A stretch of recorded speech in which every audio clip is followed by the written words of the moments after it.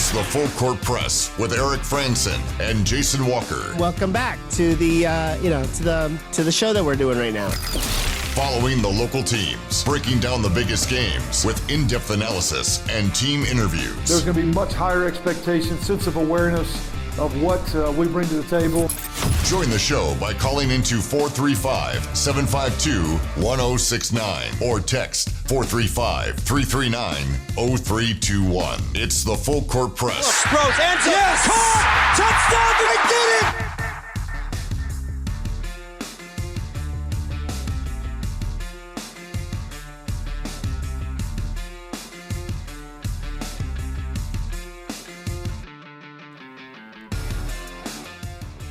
Hey, what's up, everybody? Welcome on in. It's another edition of the Full Court Press.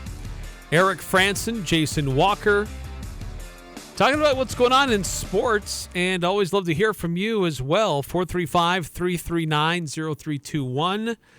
And we'll be talking about some potential changes in college football. Interesting source who has ties to, I guess he was in the old WAC, not really the Mountain West, but somebody's kind of an interesting choice of person who's leading the charge here on a proposed change for college football. And we'll get into the latest with recruiting that's been going on. We'll get also a little bit into tennis, Utah State tennis. They're playing very well. Both the men's and women's teams are playing very well. They are in the conference tournament, if you will, taking place in Las Vegas. And we'll have an interview coming up a little bit later on in the show to talk about their season so far. And also get an update on what's going on with spring sports at the high school level as we are nearing the end of the regular season. We'll have more broadcasts taking place this week of various high school sports, but thought we'd give a look at where things currently stand in the standings and the RPI rankings for high school sports. So a lot of different things to get through today. Of course, we always love to hear from you as well. 435-339-0321. I'm sure we'll have to have some discussion at some point about name ideas for the new NHL team. Oh, yeah, that's like a daily thing at this point. I should have made a little jingle for it like I did with the conference expansion. Yeah, do we got to use that again today with our topic for this? Oh, we should, yes. Does it count? I think it should, because that's part of the discussion. There we go. Quite honestly. So anyway, those are some of the things on the docket today. In fact, let's make sure we're getting this right. So let's do things properly. Yes. Is it still there? Oh, yes, here it is. Okay, right. Got to do this right. Got to set this up before we get into our next topic here on the Full Court Press.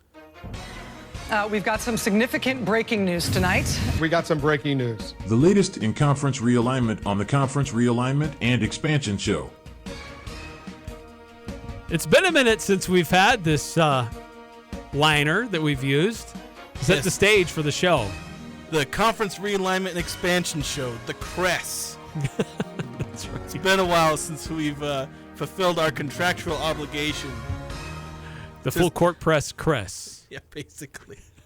So, but yeah, I guess, Eric, I know this is a story you kind of found. It kind of went under my radar. I didn't see it, but you picked up on this. I think it was published a day or two ago. Yeah, published yesterday afternoon, and there's a proposal that's floating out there, and it's not just kind of a haphazard like, hey, what if we did this? It's a proposal that's getting some significant financial backing, at least interest of financial backing. Yeah, because this is an idea that is not unique, because people have thrown this out there. Heck, I may have said something about it at some point, and I wasn't the first to say it myself. But the idea of having a playoff, but only for a group of 5 teams. Right, and it's the person leading the charge here is former Tennessee and former Louisiana Tech football coach Derek Dooley. Seems like an odd person that's leading this charge, but he is actually gaining some ground here and making some significant connections to potentially make this happen. Now, the first initial reaction was, well, wait a minute, we have a college football playoff, and it's expanding. But his point that he's making is, look, this is just the SEC and the Big Ten. They're already breaking away. They're already receiving a greater share of the college football playoff payout. There's already momentum in that direction that these power conferences are doing their own thing. That's already there. It already exists. So let's do something where, and the piece of the pie that comes to the group of five is really small. Yes, it's a little bit better than it was before, but it's marginal. And so Derek Dooley's like, look, let's just call a spade and realize this is the state of college football now. So let's have all the group of five schools do their own playoff. You can have it televised. You can have a bowl system. You can have opportunities to make money, and we keep it all to ourselves. That's essentially the bottom line of what he's trying to propose. Yeah, and this does get a little awkward considering that we have the playoff and it's expanding to a degree help out group of five teams. I know it helps power conference teams even more than it helps a group of five, but they threw a bone to the G5 saying, hey, we'll let one of you guys come in no matter what. There will be somebody from the group of five. So it would be a little weird with if you have a playoff for the group of five, but the best ranked team isn't even in that playoff, it'd be a little awkward. But still, I absolutely love this idea of having some kind of playoff, and I feel it would be a fantastic replacement, and I do specify replacement, of the current bowl system for a lot of, where a lot of these G5 teams end up. Put them in a playoff, and then I don't know if it fixes some of the issues that you often have during bowl season with recruits and, them entering the portal before the season's over, and some people even opting out. I don't think it really fixes that, but it would increase fan hype. Whenever there's a playoff, it always means more. Win or go home. And so I think this would just, again, it would be a fantastic replacement for what we currently have, where it's a bunch of bowls that are just slowly being drained of all relevance, excitement. Attendance is tanking for a lot of these bowl games, especially for a group of five teams and in the bowl games that host them. So I love this, Eric. I think it would be fantastic. And the fact that it does seem to be gaining momentum, I'm really excited about that. I don't know if it will actually happen, but whenever you can at least sort of get this off the ground, off of the, random people online suggesting this stage, if you can get beyond that, that's good news. So before we get into more details, maybe I think it's useful to understand from where this is coming.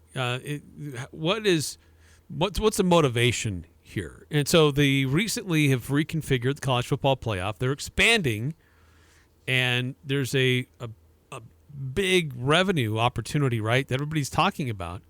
It's a new $1.3 billion deal with ESPN for the college football playoff. Here's the thing. Group of five, they split 9% of that money between all those group of five schools. Whereas before, it was 22% of the pot. Big Ten and SEC, they each receive 29% of college football playoff money. So it's the average program in a group of five conference before received about $1.5 million, and in the new expanded playoff, $1.8 million per year. So it's very marginal. It's the gap is growing wider, especially with the Big Ten and the SEC. And the other part of this too is recognizing that to do this, probably need to change how we structure college football at the group of five level. And what they're proposing is essentially there's 8 division champions that would play at the end of the regular season for their guaranteed college football playoff berth. And so you have to take all those 62 teams and realign them into 8 different divisions, 8 team divisions. So how would that affect the Mountain West? How would that affect Utah State specifically? They'd probably be in a different division. It's just all college football. It's not the Mountain West. It's not the MAC. It's not the Sun Belt. It's whatever they call this, college football. And this is you're in a division now. You're not really in a conference. Yeah, I think they need to have some kind of overhaul. Like, we need to stop trying to pretend that we can have the Pac-12 and the Mountain West and a lot of these things, because we're, sprinting toward, a completely different future with NIL and with conference realignment. We need to stop trying to hold on to the old ways of doing things, because the old ways don't work. And if you keep trying to cling to them, you're going to end up getting, Band-Aid solutions to problems. So I think having this kind of realignment and being open to it. Now, is this necessarily the best solution, like these divisions? Maybe, maybe not. Maybe we can come up with a better idea. But being open to change like this is what everyone needs to be open to. Everyone needs to be open to this. Otherwise, college football is just going to continue to deteriorate. The rich are going to get richer, and everything is going to get worse for the average fan. So, yeah, the ideas themselves, like I said, they're not bad. I love the idea of a playoff, but it has a long way to go to happening, because a lot of people have to compromise, and that is the one thing that doesn't happen in college sports. No, and the other thing, too, is that it would be tricky to figure out is that ESPN has media rights deals with one conference. Fox and CBS have media rights deals with other conferences. Like the Mountain West has deals with CBS and Fox, whereas, I don't know, Sunbelt, I don't know if they do specifically, but Sunbelt and the MAC, they might have their deal with ESPN. And so how do you work through all of that? And one proposal is that you create some new entity that organizes some of that. And private equity comes in and gets a percentage of that new TV deal, and they're the ones that really put the money and the influence behind it to make it really work. Yeah. It ends up being a lot of people who have to sit down in a very big room and hammer out a bunch of details, and like I said, also compromises, and that's the long road that you have to go. Now, at the end, what you would hope is that people will see dollar signs at the end, because that's the great motivator here. That's the great motivator in collegiate sports, is money. That's why a playoff happened to begin with. If the people in charge didn't, for whatever reason, see the monetary value in a playoff, they never would have done it. They only did it once they realized the monetary potential. And then once they saw the idea for an expanded playoff and how much money that could make, they did it as fast as they could. And the second they expanded, they're already talking about expanding again. Yeah. So I think just everyone needs to realize, hey, there's, I think, a lot of money to be played in ways that you can engage the fans of Group of 5 teams to the point where you can make money off of it. Because despite the fact that G5 is definitely a smaller section of, the football world, it's still, viable as far as being able to make money off of it. And so it's a market that you can pander to. And to some degree, these bigger, TV companies and media companies have recognized that, because, ESPN and Fox and CBS make deals with these smaller conferences. So hopefully they can recognize the value of something like this, so that they don't just get hung up on all the contracts they currently have and the way conferences are currently set up. And hopefully that, pride in current contracts don't get in the way of something that I think would push college sports, for once, in a good direction. Yeah, I think this is kind of big, bold, out-of-the-box thinking to try to help schools that are getting left out, that do not get an equal share. I mean, they haven't really gotten an equal share for a very, very, very long time. They never have. They really never have. That's true. And so it's just, what other opportunities are there? Or are we just going to take it and be satisfied with the crumbs that get left off the table? And on the one hand, like the expanded playoff, there's the allure of a team out of the Mountain West that has a good year could get into that field.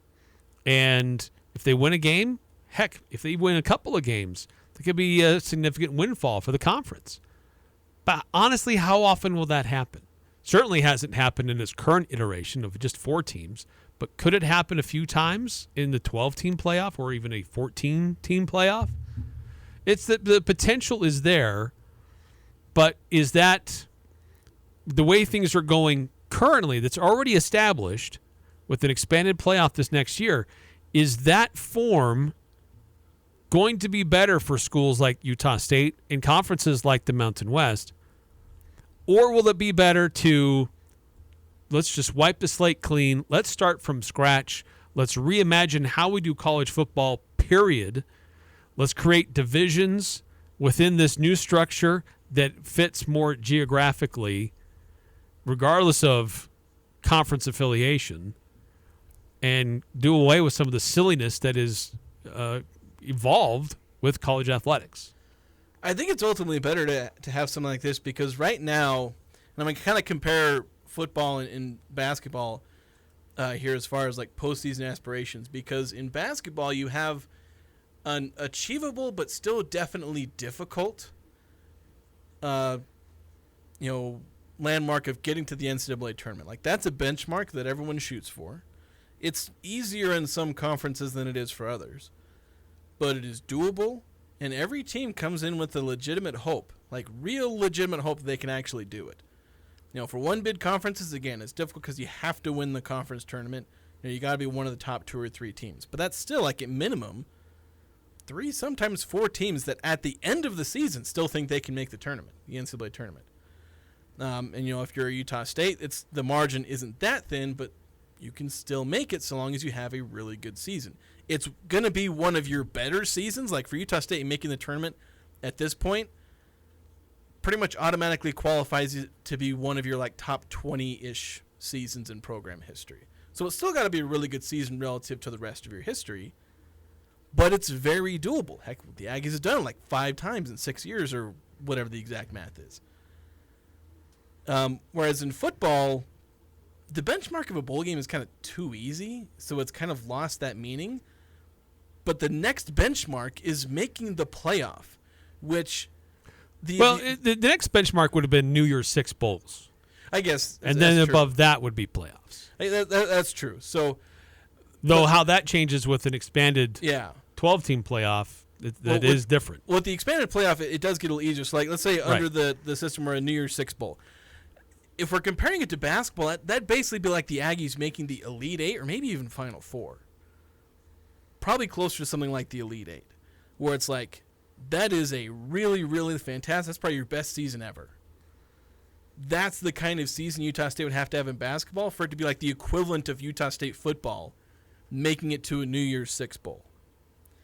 And that's just a giant jump, or just a long way for a benchmark to have to go that far, to have something sort of notable happen. It's a goal that you can't really shoot for. It's one that you just pray to the football gods for. Now, with the 12-team playoff, that's more like, making like the Sweet 16. Pretty unlikely, but okay, it's achievable. Yeah, it's kind of achievable, but it's still really hard because you got to win like two games in the NCAA tournament, which is a really hard thing to do, especially coming out of a mid-major conference and typically being a lower-seeded program.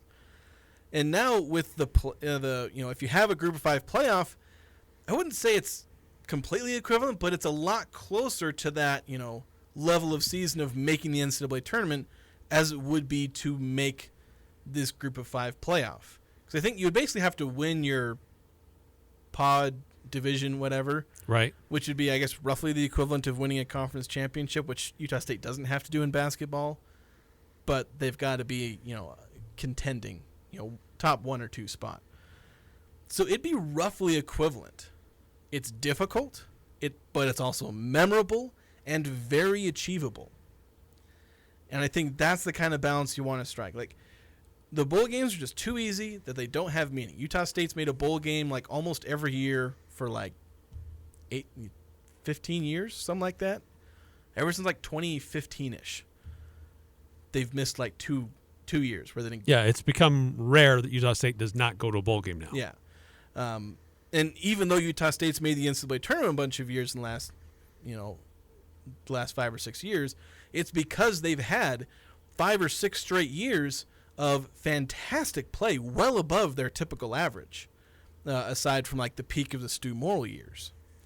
So this kind of new benchmark that you can make for football helps. And like, I specify Utah State, but pretty much every single group of 5 team sits in this same situation where the benchmarks for their season are either too low with the bowl game, where it's just too easy, and if you have a mediocre team, you're probably in. And the next benchmark is have the best season that has ever happened in your program's history times 10. Like, those are your 2 benchmarks. Find something in the middle that's still difficult, but that you can actually kind of do. So does this, let me pose this question as we go to the timeout. Would this virtually signal that Group of 5 is in its own league and the Power 5 are in their own league? And just like you, every now and then you play Weber State, who comes up from the lower division, you are a different division, you are a different classification than those power conferences. And this just signals more confirmation of that, and maybe even makes it official that way. Would you be okay with that if that meant you had a little bit more control? You could do your own playoff, if things are more regional, more understandable, or do you feel like you're still missing out on the opportunity to play Utah, BYU, get into this potential for this expanded college football playoff, the occasional non-conference game on the road where you get a paycheck, but you also have an opportunity to beat a team and make a little bit of noise, and gain some momentum going into your season. 435-339-0321 with this proposed playoff for a Group of 5 schools only. Get your thoughts on that next here on the Full Court Press. Do you have a backup generator, or have you explored the options of adding one to your home? Generac backup generators will keep your home or business safe and cool during the summer months if the power goes out. Do you already have a system? Golden Spike Electric can service it for you. If you don't have one, Golden Spike Electric can find the right model for your needs. Find them online at gsegenerators.com or call 435-257-3016. Golden Spike Electric and Generac, power you can count on. Are you seeking the best in healthcare services in Northern Utah? Look no further. Aegis Healthcare has been voted the best of Northern Utah. I am Jason Jones. We take pride in providing top quality home care and hospice services to the residents of Northern Utah. Experience the difference with Aegis. Our dedicated team is here to provide compassionate home care and hospice services tailored just for you. Call us today at 723-9000 or visit our website at myaegis.com. Aegis Home Health and Hospice, your trusted partner right here in your community. What can a business technology partner do for you? Well, a great one like Les Olson IT will help you become more efficient, more secure, and help you stay on top of your network. Plus, they have all the products and services you need. Computers, servers, business telephones, surveillance cameras, office applications are just the start. Les Olson IT's network cabling team can help you build a network from scratch or improve your existing network. Learn more about your office technology partner at lesolson.com. Les Olson IT. Hi, I'm Jay Broadbent with Alpine Home Medical. I'd like to invite you to learn more about us. Since 1997, we've been Utah's premier one-stop shop for home medical equipment. What sets us apart at Alpine Home Medical is the superior level of customer service. We provide home oxygen, CPAPs, wheelchairs, scooters, breast pumps, and so much more. Come on down and get to know us. Alpine Home Medical, we bring wellness home. Visit alpinehomemedical.com. Curious about Bell Sculpt and what sets it apart from other cosmetic treatments? At Bell Medical, we specialize in minimally invasive body sculpting, which means no general anesthesia, so you're awake and comfortable throughout. You can even watch fat being removed. Unlike those who freeze fat cells, we permanently remove them, providing instant results in just one visit. With Bell Sculpt, you're guaranteed 2 to 5 inches of fat loss, all in a safe and effective way. Schedule your free consultation at our Bountiful Clinic at bellmedical.com. That's BELLE medical.com. Spring is here and new deals are blooming at Murdoch Chevrolet. Pick your new car at our spring sales event. Everything feels new in spring, so pick a Murdoch Chevy and drive renewed. Receive 2.9% financing for 6 years on a Silverado 1500. When you walk through our doors, you feel like family. At Murdoch Chevrolet in Logan and Woods Cross or online at murdochchev.com. Chevrolet, together let's ride. Call 866-628-3065 or see your dealer for complete details. Offer expires 4/30/24. The Aggies are #1 here. The Full Court Press. Connect with us on Facebook, Twitter, and online at 1069thefan.com.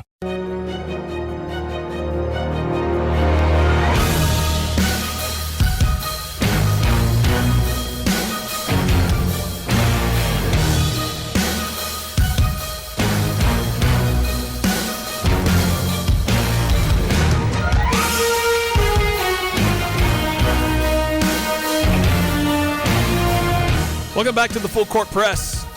Eric Frandsen, Jason Walker. So this group of 5 playoff that's being proposed,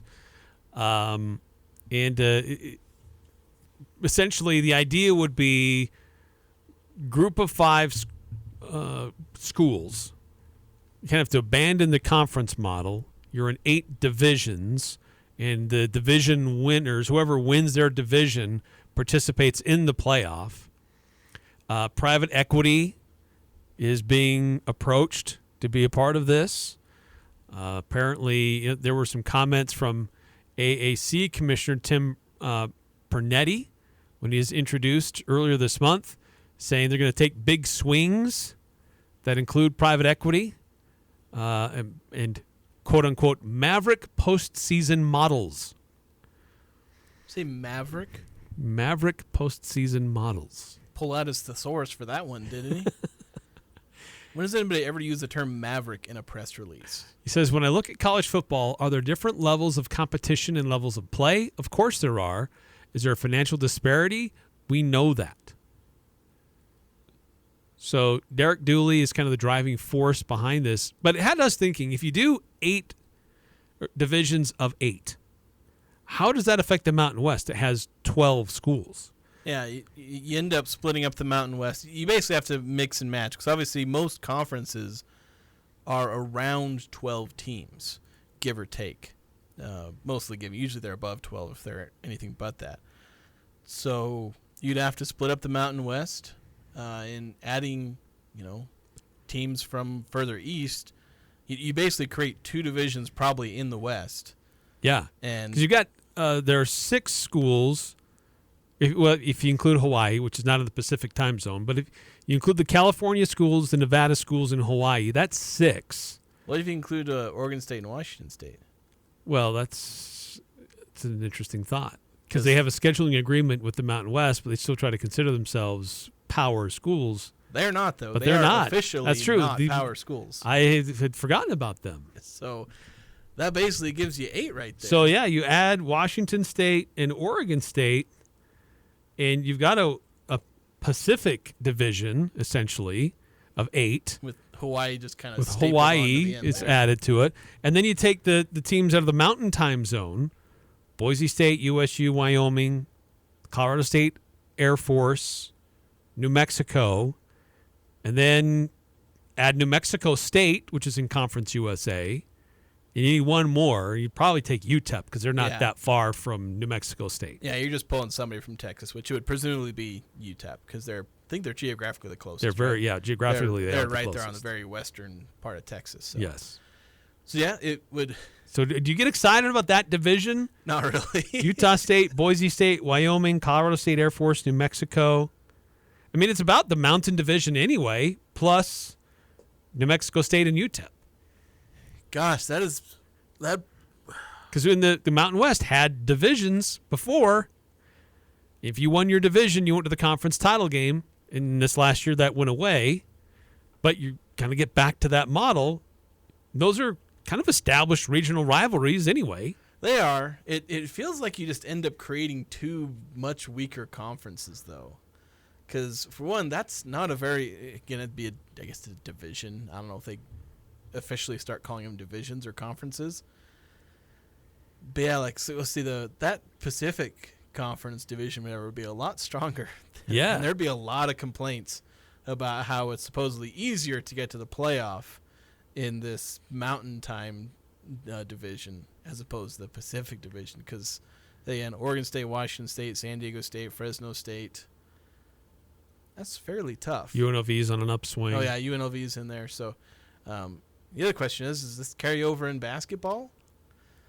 Probably not. This is probably just a football only. Because that's been something that's been growing and gaining steam is like football just needs to do its own thing. Yeah. Because travel, it's a different animal for football than it is all these other sports. So basically everyone just stops or just steps away from whatever affiliation they have with football.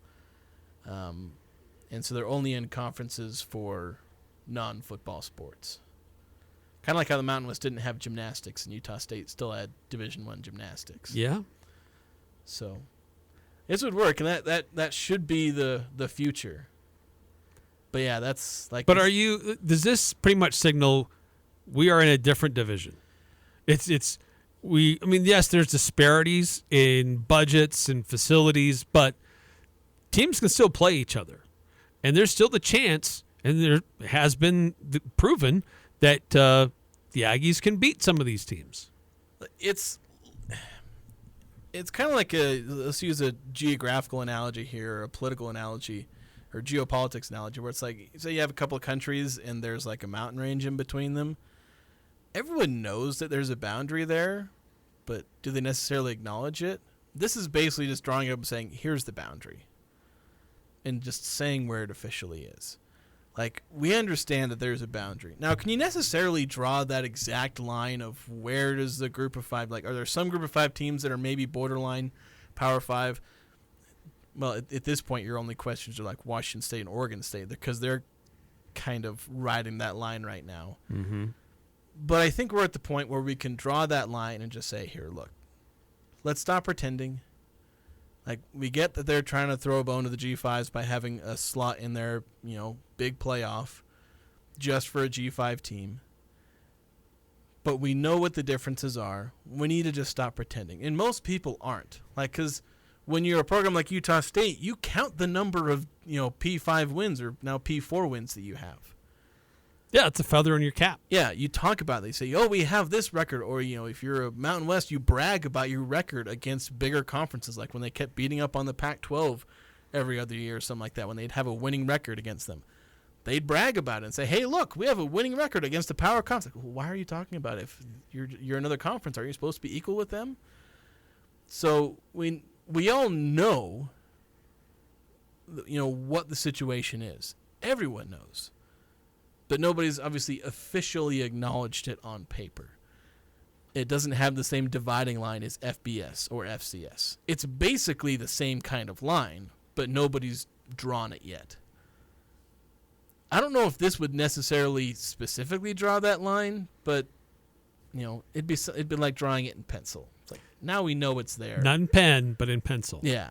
5-3. Going to the text line 5344 on this topic. Says a separate G5 playoff puts the nail in the coffin of G5 teams not being able to compete with P5 teams. The coffin has already been assembled for years, but it would still be a tough pill to swallow for Aggies and other G5 fans like myself that were just the P5's FCS. Yeah, I think you just.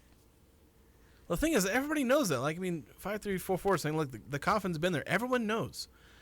Everyone knows, every now and again, you can have a G5 football team that is as good as a lot of the P5 schools. But obviously, as a program, you're just not competing. And mind you, there are a lot of P5, P4 teams that probably shouldn't be able to compete either. They just get, They get to ride the coattails. They get $20 million a year just handed to them. Despite there's no way Vanderbilt belongs in the SEC. Yeah, despite the fact that they're run worse than some of these G5 schools that do a lot more with a lot less. But sometimes that's just the way things are. There are divisions, upper divisions, lower divisions. It's how it is. It's not necessarily fair. It's like when you look at high school. 6A team, they're better than a 2A team. I'm sorry. That's just the way it is. Yeah, they're going to have more resources, more bodies to pull from. Yeah, and we put their team together. And we have classifications, and we acknowledge that, hey, the 2A football champion's probably not as good as the 6A champion. Now, that line can get really blurred when you talk about 2A or 3A. And if you're talking about the upper edges of G5 and the lower edges of P5, yeah, there's a lot of teams that are going to be able to, from G5, they're going to be able to beat up. But again, that's just a year-by-year thing. So, and I think it would hurt the pride of a lot of G5 teams to just openly admit this. But again, it's something we all know anyway. And it's not like you couldn't still play those P5 teams. You can still play them and beat them too, because that'll keep happening. FCS teams play FBS teams. And again, the line between FCS and FBS is bigger than the line between G5 and P5. Yeah, that's true. So I think they're still able to coexist, but since the gap has grown this big and is only going to continue to grow, it's in the best interest of G5 to say, look, we can survive on our own bubble as far as postseason and all that kind of stuff, still interacting with these P4 conferences, but be able to live in our own bubble. It's like here with Utah State in our own coverage. How often do we actually talk about the college football playoff? When the college football playoff is happening, I get emails in my inbox every week with the transcript and recordings of the latest rankings. And not once did I bring it up on this show. You know why? Because I didn't give a darn. Right? There's nobody from our area that's even remotely. Well, I mean, I guess Utah was sniffing it for a little bit, but even then, that's if it was a Mountain West school, we'd be talking about it a lot more. Yeah. Well, even when there's Mountain West schools, because Air Force, I think, popped in for a couple of weeks. And I think maybe barely mentioned it, but we didn't go into depth into the the 40-minute press conferences they have explaining their stupid choices that they usually make. We live on our own bubble here, and that's part of what makes the potential of an actual playoff much more exciting, because the actual playoff was outside of the bubble that G5 teams functioned in, outside of one or two teams that are praying they can maybe make a New Year's Six bowl. But even then, they had no prayer of making the playoff.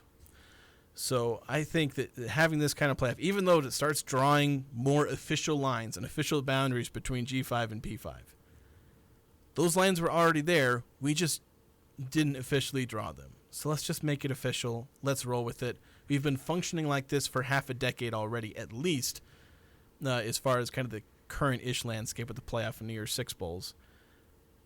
Just roll with it. Let's roll into the future of college football. Don't hide from it. Just go with it. Be excited about still being able to watch sports. Be excited about it. Have benchmarks for your team. Sure, the complete prize at the top end is not available to you, but was it ever? So yeah, the only case where it kind of provided some glimmer of hope was Cincinnati, and they had to have two perfect seasons essentially to have that one opportunity to make that 14 playoff. But it's changing. And it was still a scheduling fluke because they happened to play a preseason top 5 team at the beginning of the year. Because even if that hadn't happened, they wouldn't have made it anyway. Right, they wouldn't have had the strength of their schedule. Yeah, so functionally nothing changes with this kind of new playoff model. If you did the divisions and whatnot, functionally, I shouldn't say nothing changes. Things would change, but a little conference realignment, whatnot.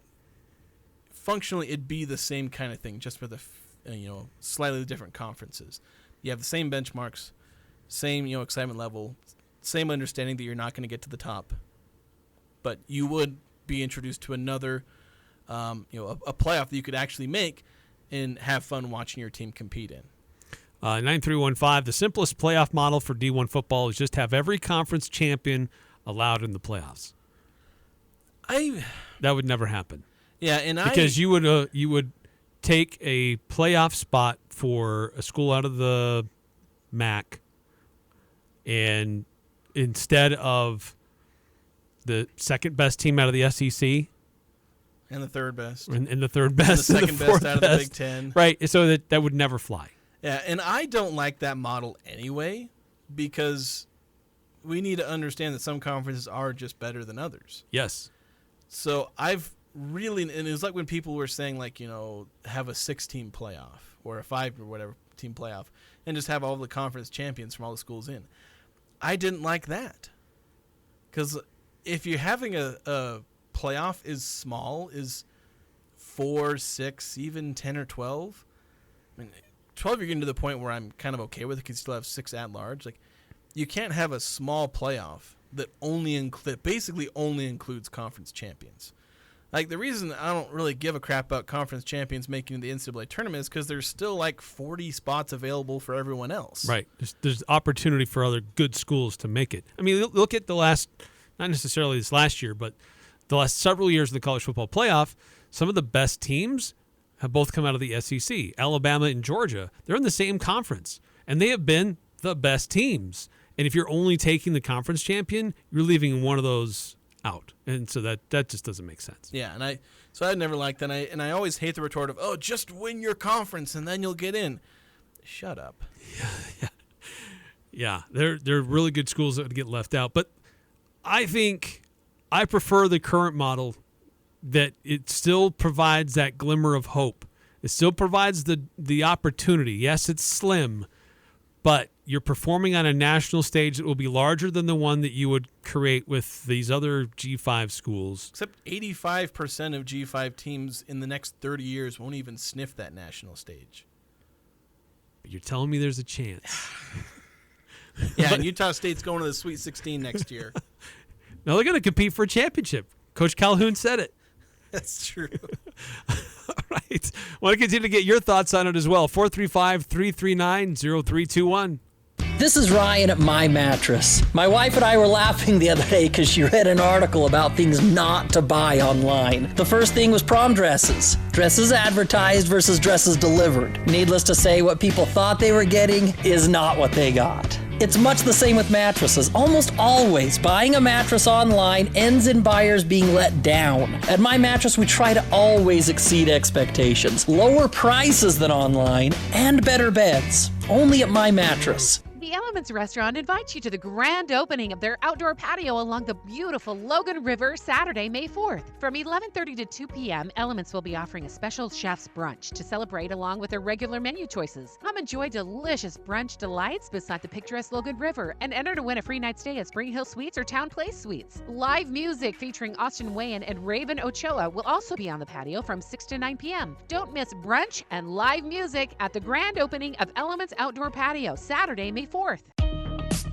DD Auto and Salvage has seen hundreds of you taking advantage of big money for junker vehicles and scrap metal. It's Earth Week, and DD Auto and Salvage is going to continue to give the highest possible price for junk vehicles and metal. Clean it up and get it out during Earth Week. To celebrate Earth Week, DD Auto and Salvage is providing a free barbecue lunch Saturday from 10 to 3. Everyone is welcome. Happy Earth Day, Cache Valley, from DD Auto and Salvage, 1976 West, 200 North Logan on Valley View Highway.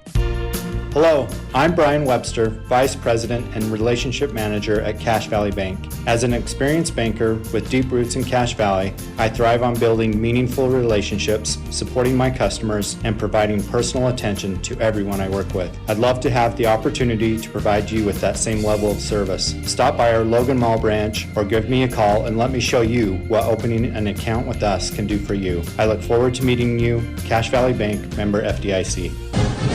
This is week number 3 of Blue and White Days at Locker 42. Blue and White Days means the biggest sale prices of the year at Locker 42. This week, find Travis Matthews items 25% off. Buy one, get one half off on all hats. Coliseum gear, get 25% off. All Wrangler, 30% off. Check Locker 42's Instagram for more weekly specials and even bigger discounts with daily flash sale items plus weekly prize drawings. Blue and White Days at Locker 42. 14th North next to Little Caesars and the flagship store downtown at 36 South Main. Summer's here, and JM Mechanical knows 90-plus degree days will take over, and you will be screaming for a cool home. JM Mechanical is here to help. JM Mechanical knows how to fix, tune up, or replace every type of heating or air conditioning brand. Fast 24-hour heating service is available in Box Elder, Cache, and Franklin County with a 100% satisfaction guarantee and upfront pricing. Call JM Mechanical at 563-6267. That's 563-6267. Interviews, analysis, and a little bit of fun mixed in. The Full Court Press on Sports Talk Radio, 106.9 FM, 1390 AM. The Fan.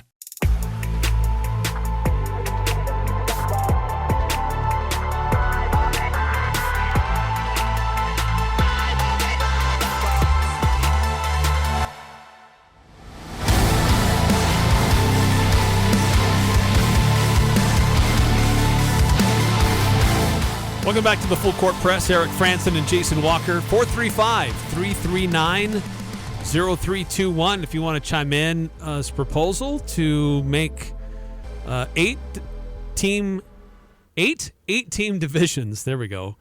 Eight team divisions, Eric? Eight team divisions. it's a tongue twister. And then do have your own G5 playoff model.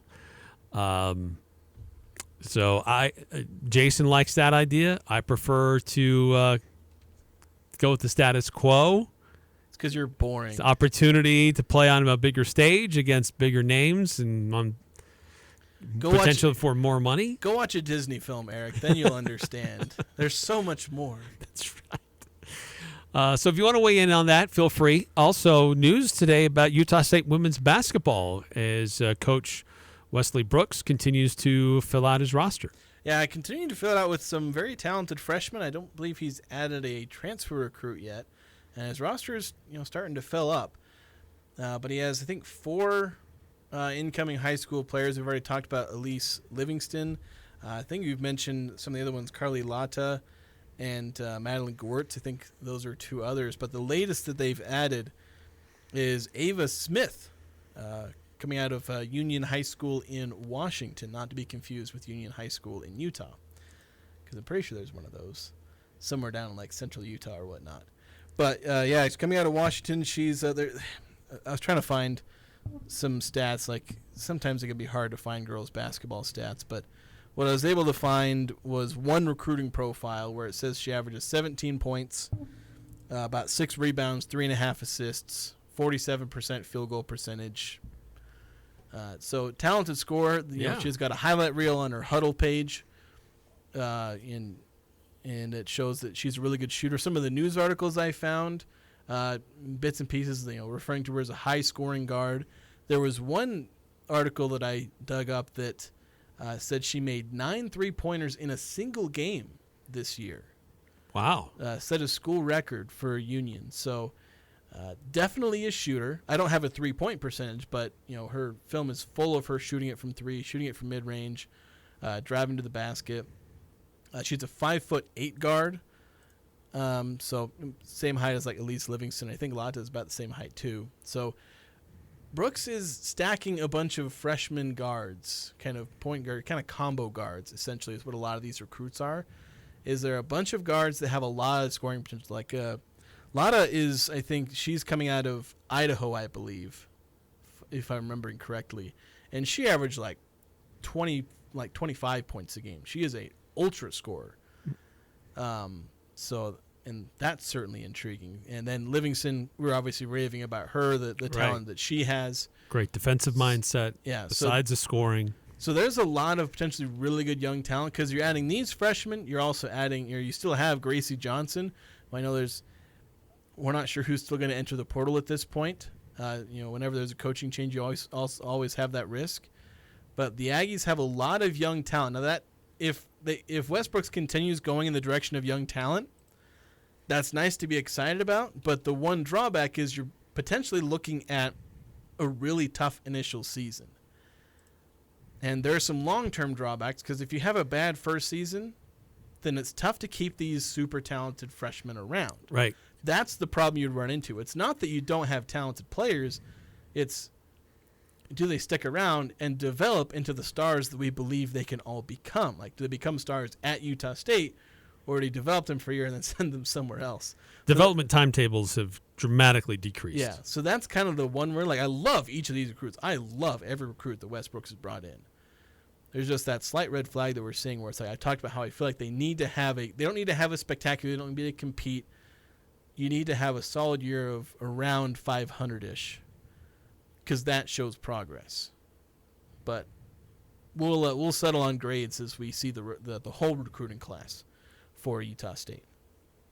435-339-0321 for those who want to chime in and be part of the program, talking about Utah State women's basketball, potential for a G5 football playoff.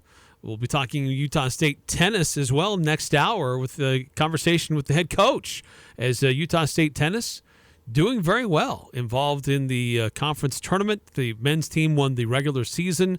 Women's team played earlier today with some success, so we'll update you on all that, and getting some conference accolades as well.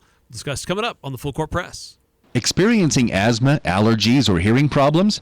Turn to Cache Valley Ear, Nose, and Throat, located in Providence and the Three Peaks Medical Plaza in North Logan. Cache Valley Ear, Nose, and Throat have decades of ear, nose, and throat experience for children and adults. Doctors Benyon, Blotter, and Robinette provide cutting-edge techniques ensuring you the highest quality of service and results. Go to CacheValleyENT.com. That's CacheValleyENT.com for appointments and details. Most insurance products, including SelectMed, are accepted. Cache Valley Ear, Nose, and Throat, helping you live the life you deserve. Advanced Fireplace and Stove wants to thank you for voting them 3 years running the gold medal winners in the Best of Northern Utah contest. With over 35 display models in their showroom, their goal is to make the process of making your home comfortable and cozy an easy experience. With premier brands like Heat and Glow, Quadrifire, and Vermont Castings, they have something for every style, every home, every budget. Building or renovating, they've got you covered. Advanced Fireplace and Stove, where comfort is their business. Summer in Cache Valley is beautiful, and the Sportsman on Main Street has all your bike needs covered. Get your bike in now for service or a tune-up. We can usually get your service done in about 2 days. Be ready for the beautiful riding days ahead. If you need a new bike, we have kids to adult full suspension mountain bikes and e-bikes for around town or the mountains. From bikes to helmets to locks and clothing, come and see us at the Sportsman on Main Street in downtown Logan for all your biking needs.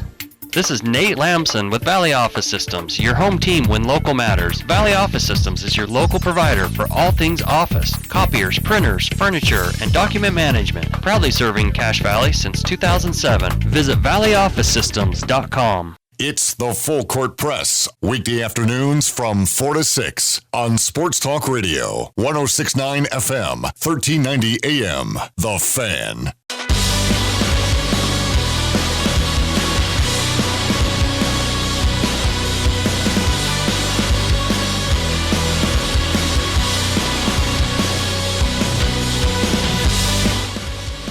Time to get the lawnmower, the four-wheeler, the side-by-side, the motorcycles fired up. It's been beautiful weather lately. Yeah, it has. Make sure it's running right. Make sure you've got the right oils and supplies from Napa Auto Parts. 5 different stores between Preston and Providence. They've got it in stock. The regular season has come to a close for the Mountain West tennis schedule.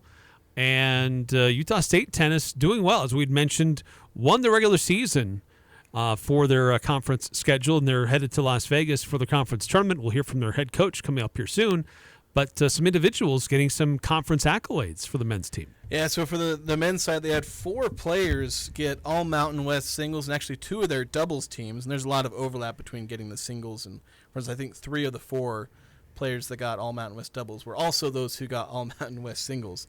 So Muhammad Al-Khattab, I might butcher most of these names.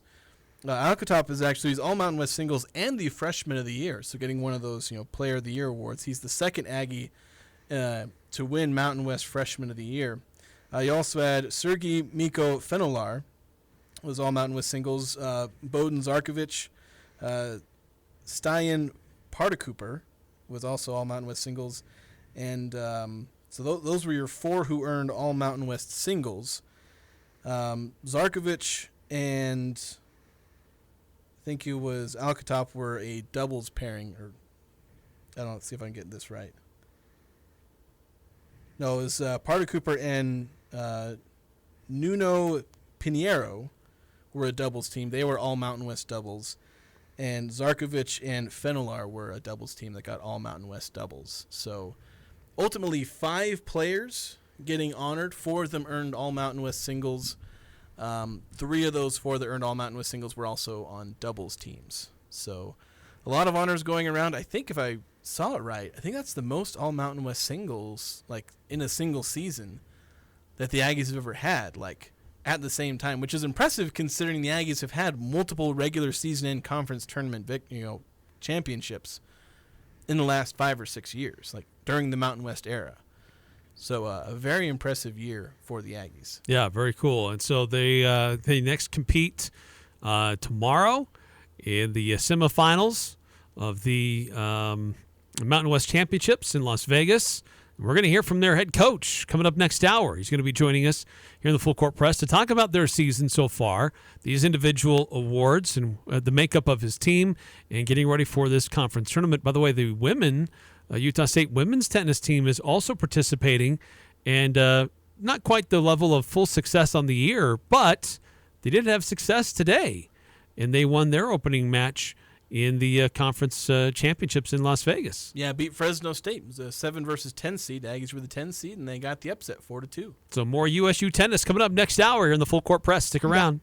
I'm Dan Patrick, and this is Above the Noise. As we continue to approach the NFL draft, we're starting to hear more and more about positional value. The importance of one position over another makes sense on paper. But when it comes to winning football games, all that matters is acquiring excellent players. Just go back to last year with the Lions. After a 9-8 season in 2022, Detroit came into the draft looking for impactful rookies. The Lions found them, but not at the marquee positions you normally see with the first 2 rounds. Detroit selected Alabama running back Jahmyr Gibbs inside the top 15. The team followed that up with linebacker Jack Campbell with their second pick in the first round. The second round wasn't much different. The Lions took a tight end, Sam Laporta, early in round 2, then proceeded to draft Alabama safety Brian Branch. All 4 positions generally considered afterthoughts within the first 2 rounds, but after playing a major role in Detroit's NFC title run, it just goes to show how deceitful the positional value mindset can be. All that matters is, can you play? I'm Dan Patrick, and this is Above the Noise.